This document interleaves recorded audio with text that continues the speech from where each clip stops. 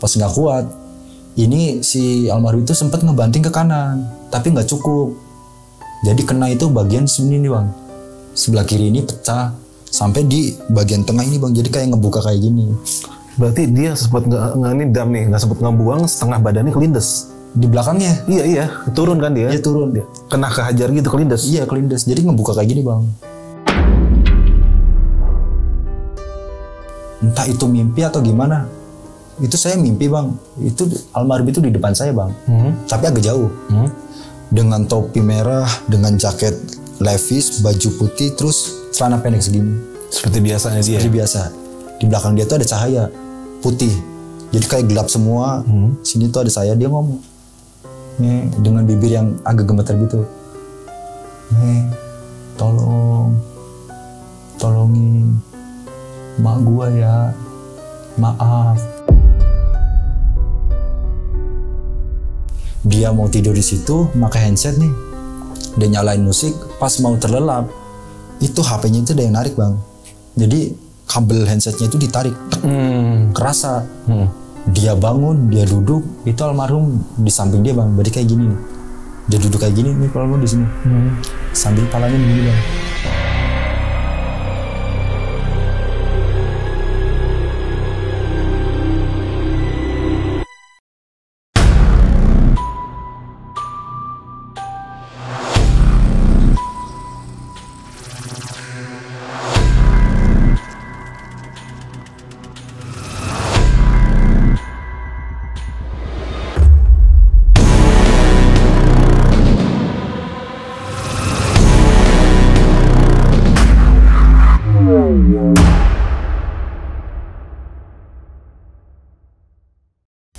Assalamualaikum brother, ketemu lagi di channel Jelajah Malam.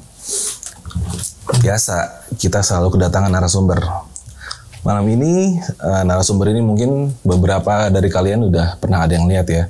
Dia sering seliweran di beberapa channel YouTube dan kebetulan beliau sedang berada di sini.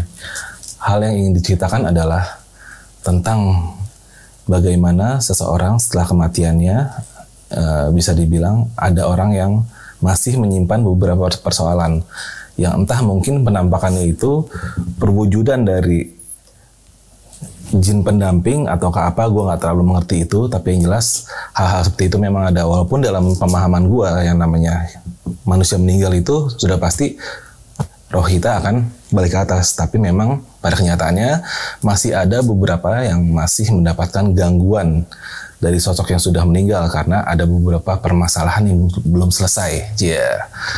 Untuk itu langsung aja gue perkenalkan pada lu semua, orang yang udah gak asing lagi.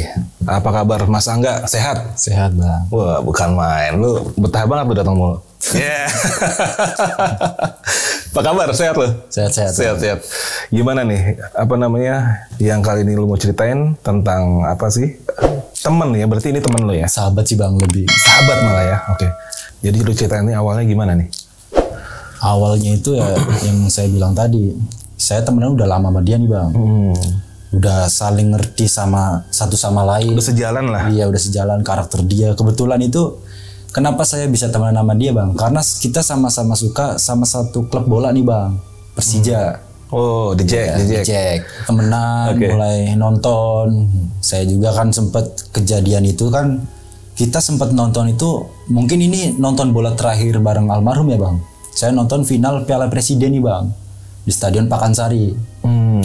Itu momen terakhir saya nonton bareng sama dia. Karena sebelum-sebelumnya ya sering ke Jakarta, kemana bareng sama dia nih. Ke luar Jawa juga.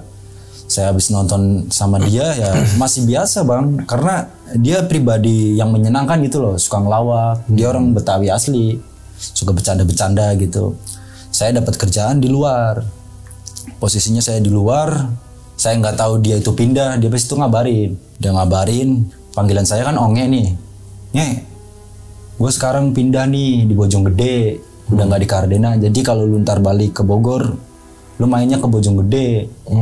Saya tanya gitu kan bang, maksudnya Bojonggede gimana bul? Iya nih, gua sama emak gua udah pindah di Bojonggede sekarang. Ntar kalau udah di Bogor di rumah, ntar gue jemput deh gitu bang. Singkat cerita, saya main nih ke Bogor, kan keluarga saya di Bogor bang. Cuma emang saya jarang stay di Bogor. Saya main, saya ngabarin tuh nge-BPM, Bul, gue udah di Cardena nih. Yaudah nih, bawa oleh-oleh apaan lu? Digituin sama dia tuh bang. Ya biasalah, ya minuman dingin bang gitu. Kita dateng, gebul ke rumah. Kebetulan sama orang tua saya udah akrab bang. Emang dari dulu banget lah. Jadi udah kayak anak lah. Udah kayak anak, udah kenal, udah kalau main sama saya juga dia lebih ngobrolnya sama bapak saya bang. Karena kan usianya 3 tahun di atas saya nih. Ngobrol, dianterin tuh saya ke Bojonggede ke rumah dia nih. Jadi perumahannya itu di Bilabong bang, Cimanggis. Di situ saya dikenalin sama teman-temannya dan yang akhirnya jadi teman saya juga bang. Di situ ya biasalah nih, kenalin teman gue nih dari Jawa, dia dari Cardena juga nih. Kenal, ngobrol kita, ya biasalah nongkrong-nongkrong anak muda bang. Udah tuh santai, saya masih di Bogor, santai lagi biasa. Akhirnya kan saya nggak stay di Bogor terus bang, karena harus kerja. Saya libur kan, baru bisa balik nih. Setelah itu saya mutusin buat nggak jauh-jauh dari Bogor. Saya pengen ngingat momen-momen lagi buat nonton bola gitu bang. Akhirnya tiba di pas posisinya ada pertandingan lah. Saya balik ke Bogor, saya ngobrol sama Gebul sini. Ternyata di pas saya main keduanya itu atau balik kerja keduanya, dia udah beda bang. Mesti kayak, kok tumben amat di bocah. Saya di Bogor udah nggak ngabarin gitu loh. Saya sempet ngechat, dia kalau main ke rumah sini bangnya nggak se-excited biasanya bang. Akhirnya saya main, ya gitu, mana lu tumben banget di Bogor, cepet banget baliknya. Ya Bul, pengen nyari yang deket-deket aja Bul. Lu kenapa tumben banget, ada apaan lu? Saya gituin bang. Kagak, nggak apa-apa, gue mah biasa. Ya elah, alay banget lu, udah tua juga. Saya gituin bang, bercanda lah. Biasanya nimpalin bang kalau digituin. Ini enggak, diem, dan teman-teman yang lain udah tahu. Ternyata nih, akhirnya cerita, udah Bul ngopi aja yuk di luar. Udah, kita ngopi berdua nih bang ke Bogor. Buat ngopi-ngopi, akhirnya dia berani cerita tentang abangnya. Jadi dia kan punya abang satu, empos satu bang, udah pada nikah semua nih. Yang jadi permasalahannya itu abangnya kan nikah sama orang Citayam. Dia cerai bang, ada problem di rumah tangga dan mengharuskan dia cerai. Dia balik lagi ke rumah nih, ke rumah si Gembul sama si Emak. Kebetulan bapak dari si Gembul ini udah almarhum lama bang. Dia balik ke situ mulai ngaco, ya kayak mentalnya kena gitu lah bang. Dia sering minta duit ke Emak. Kan emak ini masih dijatah sama anak pertama nih yang perempuan. Duitnya diminta segala macam. Jadi Gembul sama abangnya sering berantem bang. Aduh bacot, ada apa ntar emak nangis atau segala macam. Makanya cerita ke temen-temen itu. Ya temen udah tahu bahwa permasalahan itu, ya udah Bul. Tapi saya sebagai teman pertama dia, sahabat lah gitu ya. Ya udah Bul, kalau kayak gitu terus mendingan lu kerja.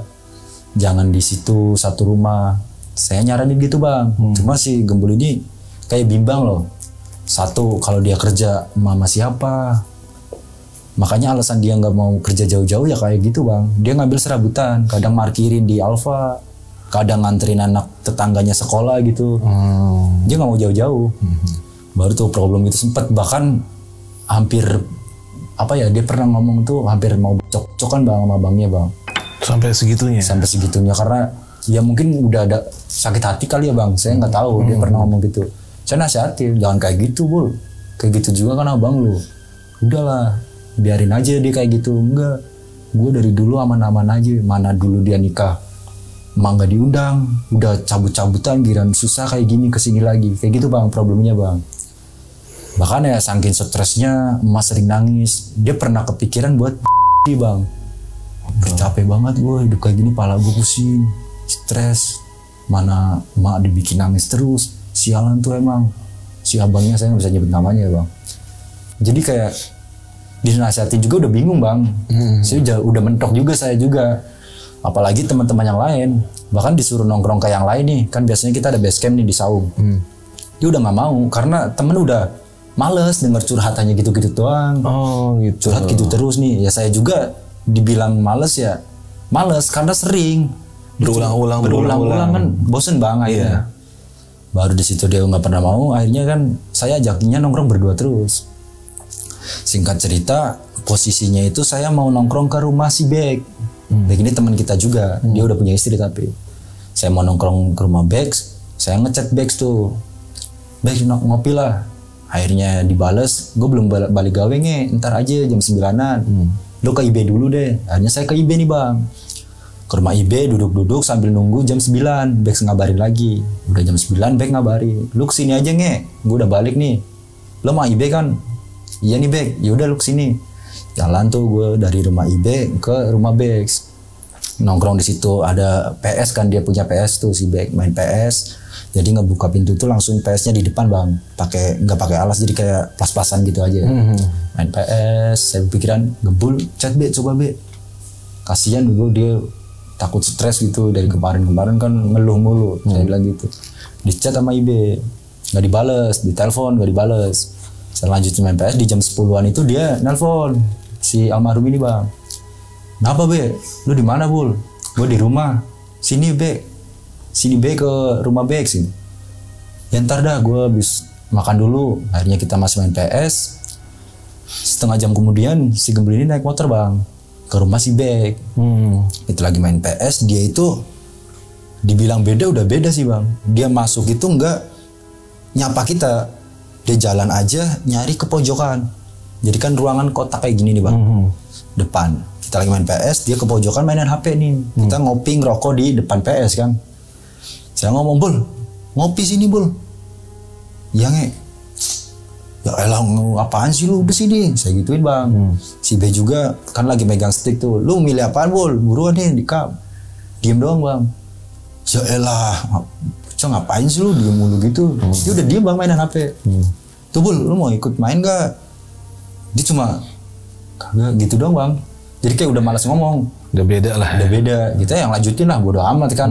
Pikiran kita di situ bodo amat main PS, lagi main PS enak-enaknya.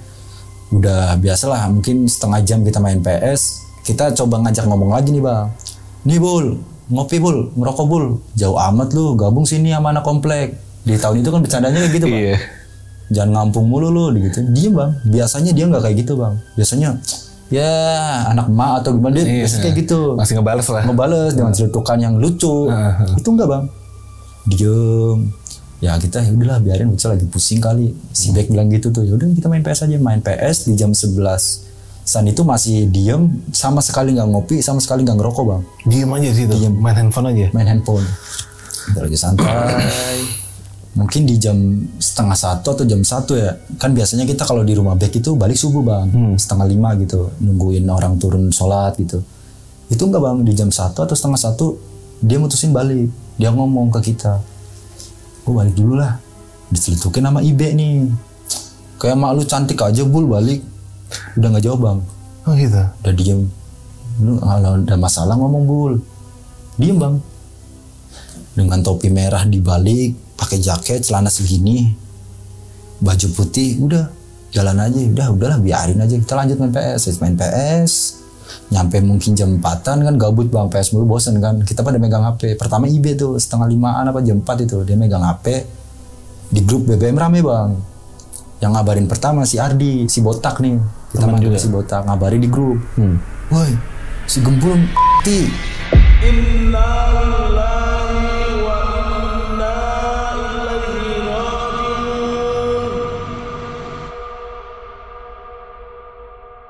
Langsung kayak gitu bang, kan kita kaget. Ditimpalin sama si IB, lu kalau bercanda jangan kayak gitu tak. Kagak bego, serius. Akhirnya saya ngomong kan, udah Be, chat pribadi aja Be. Di chat tuh, chat pribadi.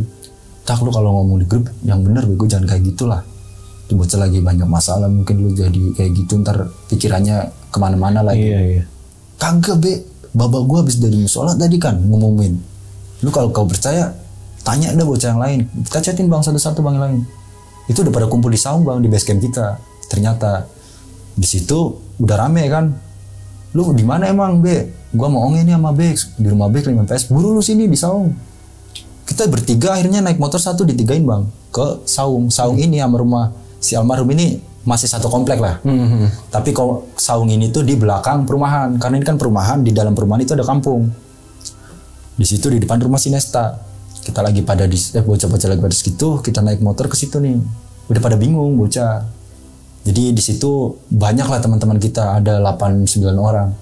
Di situ kita nanya ke Botak, "Mesti gimana tak kalau bercanda kayak gitu, Wigo?" Kagak, demi Allah bapak gue kan, ya emang bapak dia kan kayak marbot gitu bang. Oke. Dia nyariin katanya temen gue tuh si Gembul udah nggak ada, kecelakaan. Lah kalau dari mana? Dari bapak gue. Bapak lu emang tahu dari mana? Ada saudaranya yang ngomong. Akhirnya kita pada runding-runding, di mana emang bocahnya? Ada teman saya juga di bang, yang dari Kardenan ternyata di situ 2 orang. Ngobrol-ngobrol di situ, kita tanyain, akhirnya si almarhum di rumah sakit umum Bogor. Ya udah kesana, lu ngapain di sini? Ya ini lagi nungguin lu kan. Akhirnya kita berangkat nih bang. Kurang lebih jam 5-an buat ke rumah sakit umum Bogor. Konvoy itu naik motor. Jalan ke sana, udah nyampe di Market Bogor, saya ngelihat di sebelah kiri tuh parkiran motor, banyak teman-teman saya di Kardenan nih bang, dari Kardenan, yang udah pada duduk di situ. Tapi yang teman dari Bojong kan nggak kenal, yang kenal saya nih, sama 2 teman saya dari Kardenan nih. Saya di situ nanya sama si Bakoy, sama yang lain juga tuh, ada saudara juga si Odong kan, dia nanya, Koy, mana kabar si Gembul? Saya bilang gitu, belum ngomong almarhum saya juga. Gak tau, gue juga dikabarin suruh di sini, tanya aja sama si Ceng. Saya nanya, Ceng, mana Ceng? Lah, gue juga gak tahu ya, gue suruh di sini doang. Katanya si Gembul mah tabrakan, tapi gue kagak tahu bocahnya. Tanya aja ntar, ada bocah. Kita nunggu bang lama bang. Jadi anak-anak kita nih dari Bojonggede sama Kardenan gabung, kan rame tuh. Sebelah kiri kita nunggu di situ jam 6 pagi, jam 7 pagi itu belum ada beritanya, dalam arti kabarnya tuh gimana itu belum tahu. Di situ mikir lagi, bocah jam 7 belum, jam 8 belum, baru jam 9 nih bang, ambulan keluar nih. Diikutin sama teman-teman kita dari Kardenan juga nih, sama saudaranya juga. Di situ ada Abbas, ada si Odong, ada si Gilang. Ambulan keluar, diikutin teman-teman saya nih buat ngarah ke rumah duka nih bang, karena kan jaraknya ya mungkin 40 menitan lah. Kita jalan, ngikutin, saya sempet mepet nih, teman saya si Gilang. Saya mepet sambil jalan. Saya mepet ngobrol nih kayak gini tapi sambil naik motor. Mana lah? Hancur nge? Hancur gimana bego? Kagak berbentuknya. Mas gimana sih lu ngomongnya bener bego? Saya sambil kayak gitu bang, kesel. Tuh tanya aja deh si Odong dah. Saya nanya lagi. Lu maksudnya hancur nggak berbentuk tuh gimana? Badannya nggak tahu dah itu. Orang gue ngeliat tadi dimandiin aja enggak. Kayak dibasuh-basuh doang, itu badannya tuh ini hancur gitu doang bang. Hancur-hancurnya cuma belum tahu bang. Akhirnya udahlah nggak banyak nanya, akhirnya ke rumah duka nih nyampe, ambulan kan balik bang. Dia dimakamin itu nungguin saudaranya dari Cikini bang, dari Raden Saleh. Nunggu di situ kita ngobrol-ngobrol, belum tahu kan, karena saksinya kan belum ada di situ juga nih. Sebenarnya ada saksinya bang, Pak Oga itu yang muter-muterin mobil gitu kalau di jalan. Belum tahu, kita masih nungguin saudara-saudaranya, ada yang dari Bandung, dari Cikini. Akhirnya habis sholat zuhur tuh bang, sambil disolatin juga dimakamin nih bang. Naik Tosa, kita anak-anaknya pada ngintilin di belakang tuh buat ke tempat pemakaman. Kita jalan sambil mikir, ini bener Gembul gak sih be? Udah kagak tahu anjir, masa sih? Kita masih bingung bang bertiga. Semalam kita nongkrong bareng loh, ya kan, di rumah Bex. Jadi masih nggak percaya. Jalan, kok kayak gini Bul, yang bener Bul, ini dulu bukan bego. Pas di rumah duka emang lu nggak ada ngeliatin jenazahnya gitu? Nggak ada bang, karena langsung ditutupin tuh kain kafan, terus ada kayak apa ya, kain gitu bang. Oh mungkin karena udah rusak ya. Iya, jadi dia sengaja emang ditutup ya. Tidak nyampe pemakaman, tutup kerandanya itu kan dibuka bang. Pas kain yang penutup kain kafan ini dibuka bang, itu merah semua bang. Merah semua, sampai netes-netes di keranda. Pikiran saya di situ, mungkin nih orang mandinya nggak bersih nih, kan darah bisa keluar dari hidung atau dari kuping bang, atau dari mata kan. Pikiran saya masih kayak gitu. Iya. Kan dia badannya gede. Itu jadi ngomongin kain kafan warna putih itu bisa 70% merah bang. Bayangin kayak gimana dari putih ke merah bang. Iya. Itu lu kan gini banget bro. Sebenarnya ya, kalau cerita itu gimana ya? Dari situ pasti kuburin, makamin, saya masih bertanya-tanya nih bang. Posisi bertanya-tanya, udah nih selesai kuburin, saya ngasihin tanah ke kuburan dia. Akhirnya kan kelar nih, baca-baca, kita ke rumah duka, di situ saksinya udah ada bang, ternyata yang nemu. Ternyata ada yang lihat juga saudaranya nih, kan sempet nih saya nggak kenal juga saudaranya. Dia cerita di situ ngobrol bahwa itu tuh almarhum itu kenapa merah semua, itu jadi kebelah bang.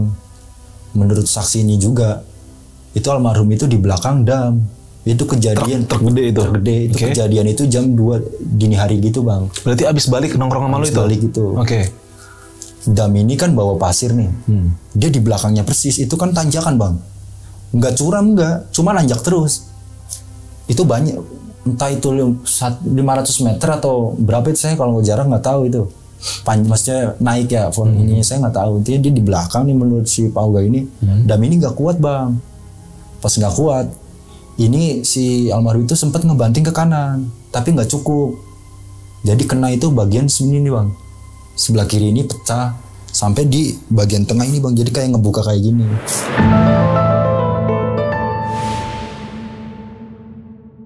Berarti dia sempat nggak sempat ngebuang setengah badannya kelindes. Di belakangnya? Iya, turun kan dia? Iya turun.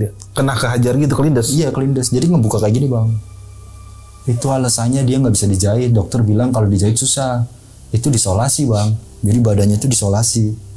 Biar kayak gini. Biar ngerapet. Iya biar ngerapet di situ. Dari situ sempat bengong sih bang. Kok kayak gini banget bul? Masa iya sih? Kita bertiga bener-bener shock bang. Saya, Iba, sama Bex tuh bingung. Beneran gak sih ini? Kayak gitu loh. Kayak mimpi ya? Kayak mimpi. Karena semalam kita masih bareng. Walaupun dia, ya mungkin kalau orang bilang kalau orang mau meninggal ada tanda-tandanya. Cuma kita nggak mikirin ke situ bang. Kok masa kayak gini bul? Saya ambil jalan. Akhirnya, udah ntar malam kan tahlilan.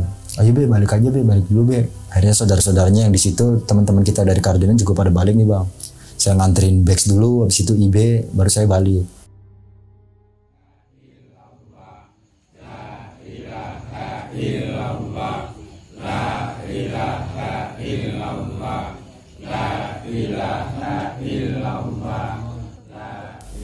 Udah tuh bang, malamnya ke tahlilan pertama nih.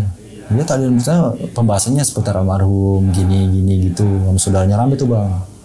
Kita belum nemuin kejadian horornya. Misalnya ternyata setelah ini ada gitu. Belum ada tuh santai ngobrol pembahasannya tentang ya kebaikan almarhum lah. Normal. Terus kok bisa kayak gini, nggak nyangka. Apa segala macem lah. Malam pertama biasa aja. Tahlilan malam kedua masih santai tuh bang. Di malam ketiganya bang, posisi itu kan saya kerja bang. Saya udah libur terus kan. Itu kejadian kalau nggak salah Senin Selasa. Kayaknya di malam Senin bang kejadian dia ininya. Karena Rabu itu posisi saya mau kerja. Saya di malam ketiga ini berarti kan malam ke Rabu nih, besoknya Rabu nih. Saya di situ masih tiduran, ngobrol. Akhirnya di 1:30 itu gerimis bang. Kan rumah saya dari rumah almarhum Bojonggede sama Kardinan 1/2 jam bang perjalanan. Itu gerimis rintik gitu. Saya sempat ngomong sama yang lain. Be, nah, gue balik ya. Besok gue kerja.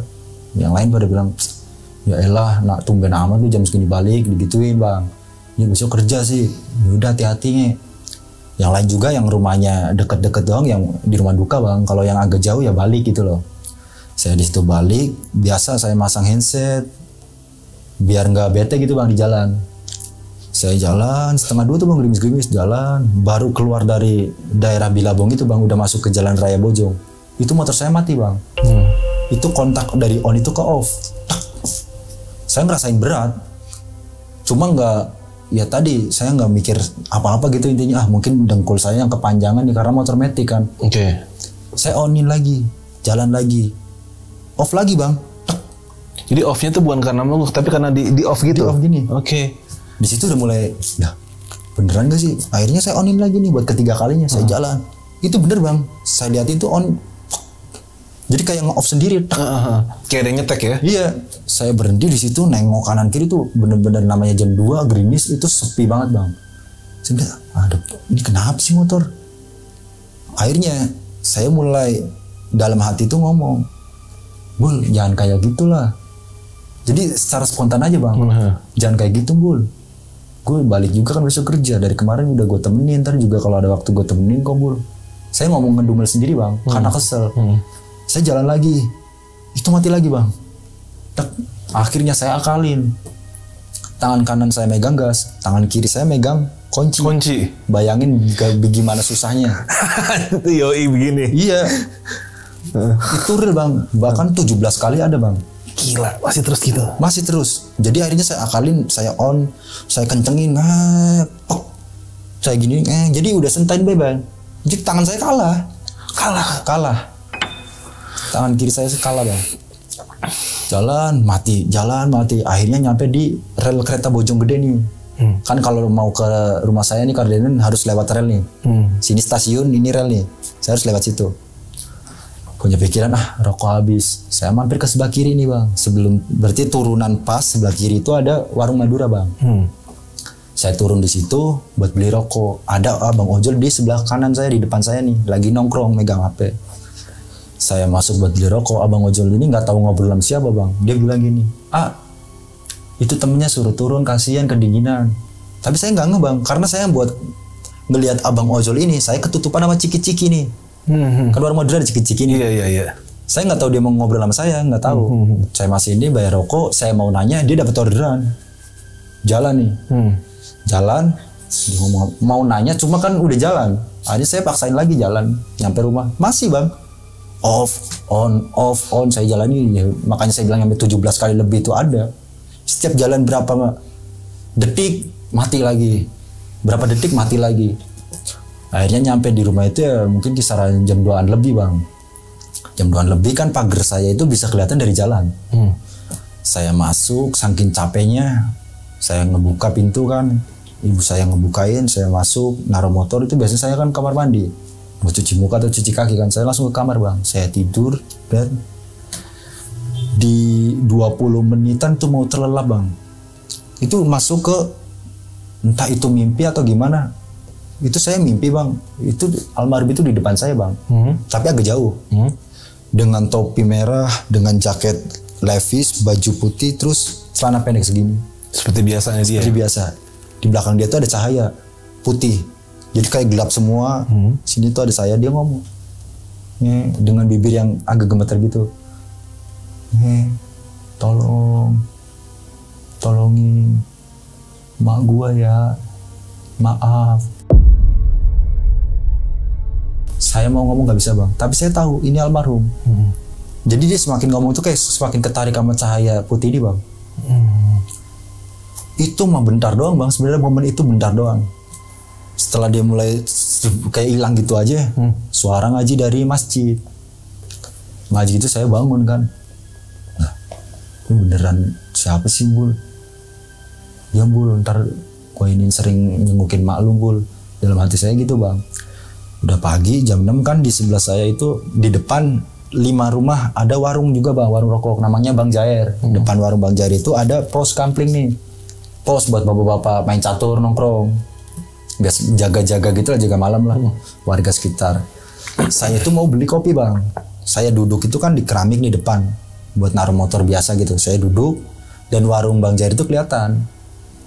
Saya itu beli kopi di sana. Bang Jair ngomong apa bang? Lu semalam balik jam berapa? Ya 2:30 bang kayaknya bang. Gue kirain maling motor. Terus lu kenapa temen lu nggak disuruh masuk? Temen yang mana bang? Oh no, yang biasa sama lu nonton bola, yang agak berewokan, ini yang bocahnya agak gebul. Yang bener bang. Iya dia duduk pas motor lu kedengeran, lu ngemasukin motor, itu temen lu kan duduk di situ. Jadi dia duduk menurut si Bang Jari ini bang. Si almarhum ini duduk sambil megang lutut bang. Udah nggak di motor tapi? Udah nggak di motor. Motor lu udah lu masukin? Udah masukin. Dia duduk di tempat saya biasa ngopi kalau pagi. Di depan rumah saya bang. Dia duduk megang lutut. Bang Jari ini kan biasa lah, namanya warga kan apa namanya, ngecek lah siapa tahu ada maling atau gimana kan, biasa jalan ke sana. Itu sempat ditegur bang, tapi diem doang. Bang, kok nggak masuk bang? Diem bang, almarhum katanya diem doang. Makanya males gue apa namanya kayak nimpalin itu. Nggak direspon ya? Nggak direspon. Saya di situ bingung bang, lah masa sih? Ya seriusan. Setelah motor lu, kan gue dengar suara motor lu nih, lu masukin motor, itu kan gue tahu posisi ini ada bapaknya ini juga kan, no, lihat aja sama laki si Nung, itu ada. Situ bingung lagi bang, apa iya sih masa? Apa mungkin yang lihat sama ojol itu si almarhum? Jadi saya kayak menerka-nerka doang bang gitu bang. Di situ saya nggak cerita bang. ke teman-teman yang lain. Baru nih tahlilan lagi kan. Tahlilan saya baliknya nggak berani jam segitu lagi nih. Jam 9. Baru di tahlilan setelah jam 9 itu. Niat saya mau balik. Nggak berani balik tengah malam. Teman saya si Randy. Itu datang bang. Ini temen yang udah lama selek. Sama dia? Sama si almarhum nih. Oke. Dia datang ke saung. Posisi kita akhirnya habis dari rumah duka kan kita nongkrongnya di saung nih. Buat yang gak enak lah ngebahas almarhum terus kan. Akhirnya kita di saung rame bang. Si Randy datang pakai motor Scoopy. Kan kita kaget. Ini bocah nggak pernah nongkrong sini berbulan-bulan. Udah lama lah kayak selek sama kita. Sebenarnya emang ada masalah sama almarhum sih. Tahu si Pro ini bang. Kalau kita ya udahlah. Gue nggak tahu kan. Dia datang, dia ngomong. Semalam sih gembul ke gue. Langsung kayak gitu bang. Sempet mau saya tampol bang di situ bang. Kalau ngomong yang benar. Kagak. Demi Allah dia semalam ke gue. Maksudnya gimana Ren? Gue tuh semalam jam 12. Gue lagi di kamar mandi. Dia mau BAB bang. Lampu apa namanya? Saklar kayak gitu. Dia tuh dimainin bang. Tek. Dia keluar lagi. Dia nyalain lagi. Dia masuk. Dimatiin lagi lampunya. Pas ketiga kalinya dia capek bang. Dia tidur di sofa. Sofa dia kan panjang nih. Sofa panjang. Di depan ada sofa yang kecil. Di belakang sofa ini ada lemari buat naruh vas-vas bunga bang. Dia kan orang kaya nih bang, rumahnya gede. Dia mau tidur di situ, pakai handset nih. Dia nyalain musik, pas mau terlelap, itu HP-nya itu ada yang narik bang. Jadi kabel handsetnya itu ditarik, kerasa. Dia bangun, dia duduk, itu almarhum di samping dia bang. Berarti kayak gini nih. Dia duduk kayak gini nih kalau di sini, sambil palanya begini bang.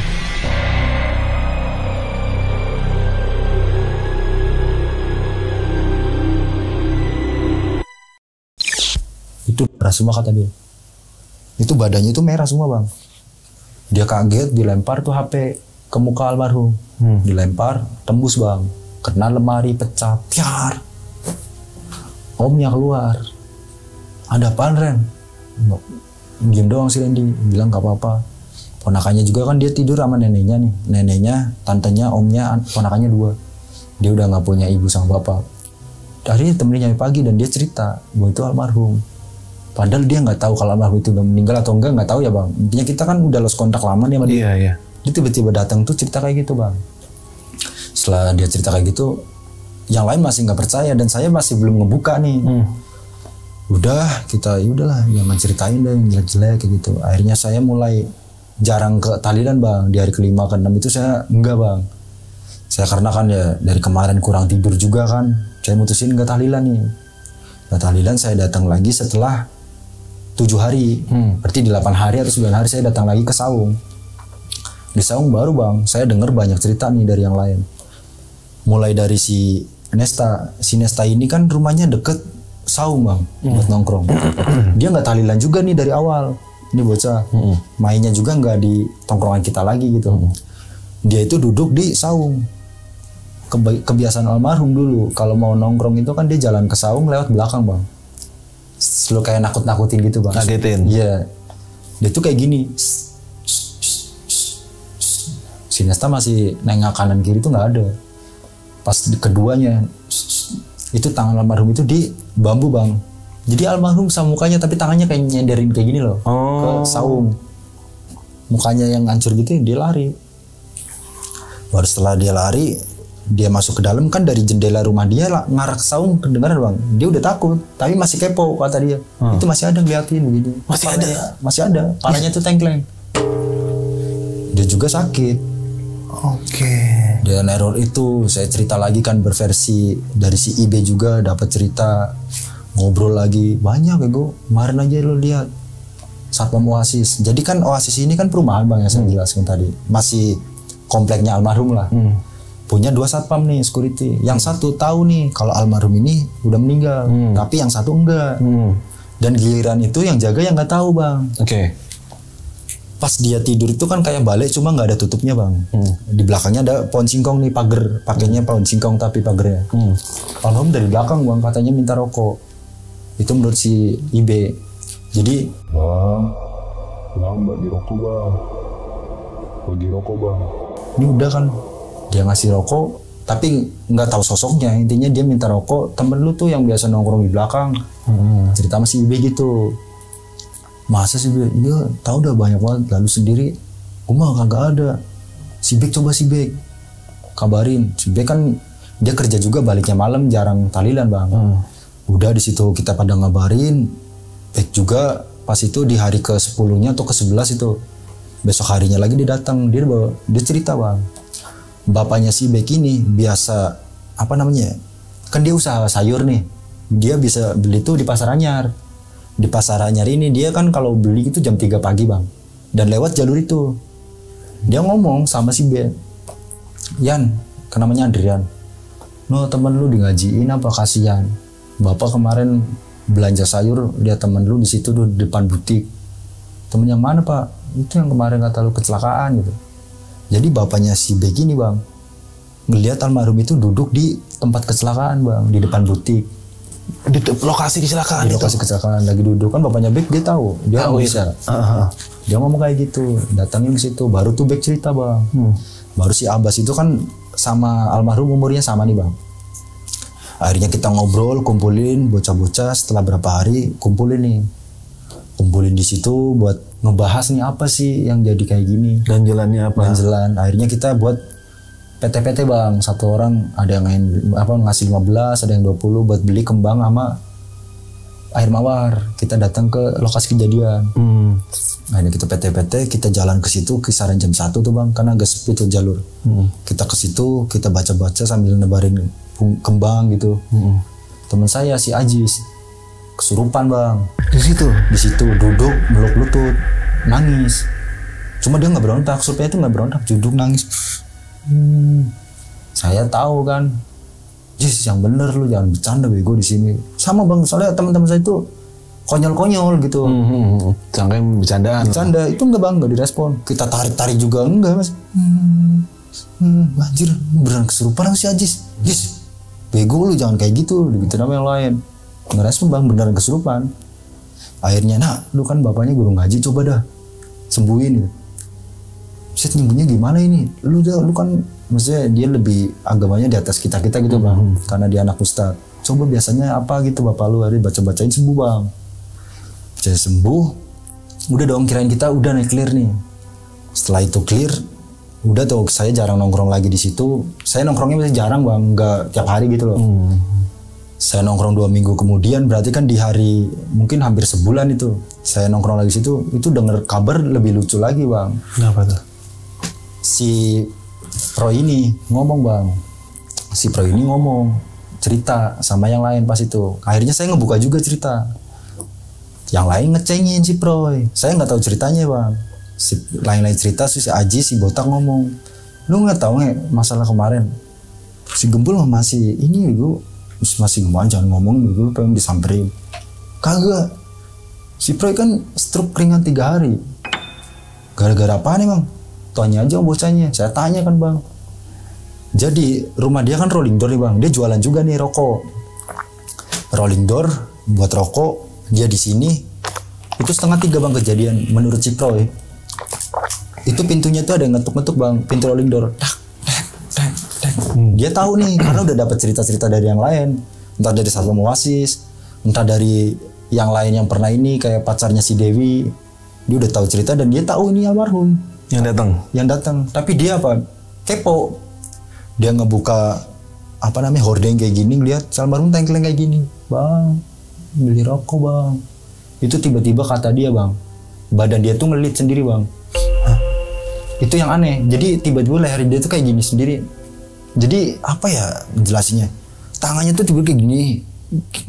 Dia sadar, tapi badannya nggak bisa digerakin. Terus kayak tiba-tiba ngelilit sendiri gimana sih? Itu dia tolong-tolongan sama orang tuanya, terus dia kan nama Sisen. Sisen itu kan kakaknya si Roy ini.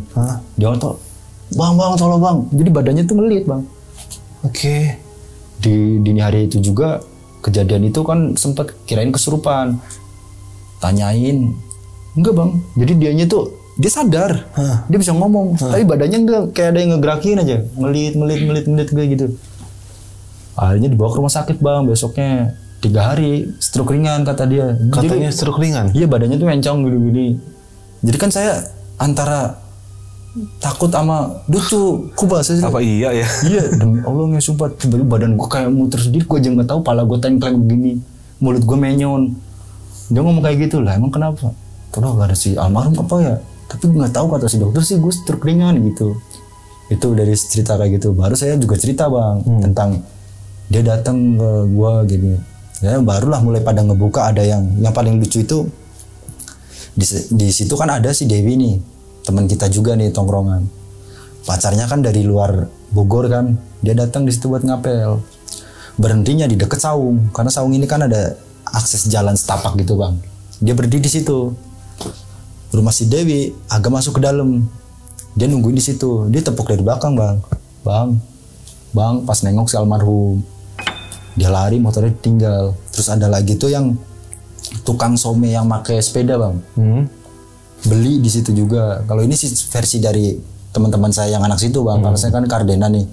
Tukang some juga sama, diberhentiin sama almarhum.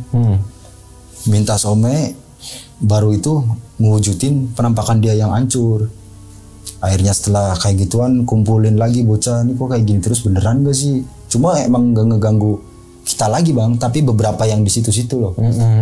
Abbas nyaranin buat kumpulin bocah. Akhirnya bocah kumpul lagi. Kemarin udah di ngajiin, gue masih kayak gini ya. Akhirnya di sini siapa yang punya utang? Pada diem, emang gak ada bang. Baru ngabarin si Proy, gimana nih? Kalau punya utang nggak? Enggak bang. Nah masalahnya apa? Ada bang. Si Proy, si Randy.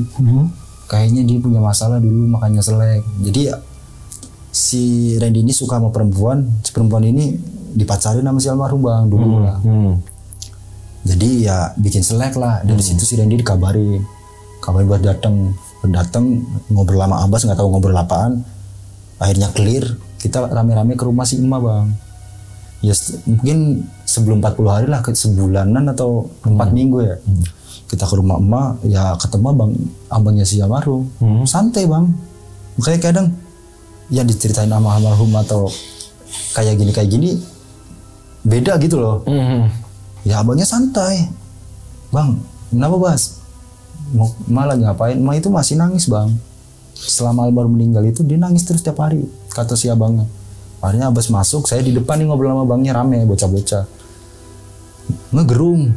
Tahu si Abbas ngomong apaan tuh ngegerung. Yang saya dengar sih, "Ma, kasihan si Gembul kayak gini." Itu teman-teman juga pada didatengin, katanya minta tolong jagain emak, terus maafin.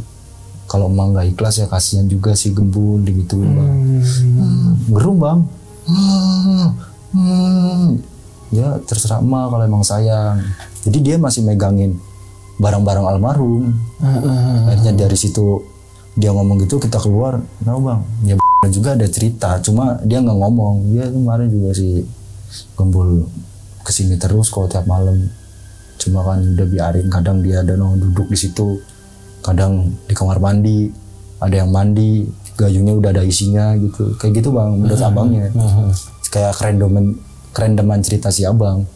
Baru setelah kita ngobrol-ngobrol, kita pamit dari rumah duka kan, buat ke saung lagi. Setelah itu ya balik dari situ muap bang. Dan terakhir saya main ke situ ya mungkin 2018, kan kejadian 2017 bang.